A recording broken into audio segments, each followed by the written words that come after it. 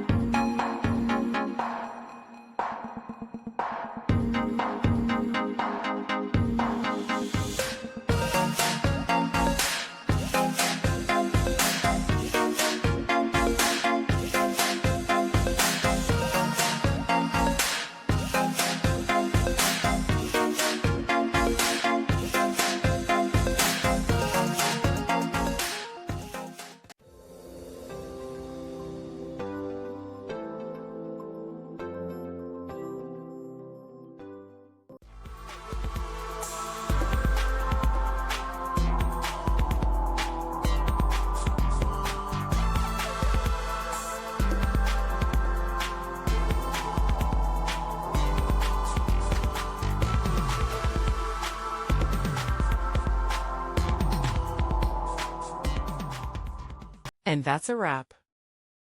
I hope you found the answer you were looking for. If you did, take a second to hit that subscribe button. It really helps out. And let me know in the comments which solution worked best for you. See you next time in the debug zone.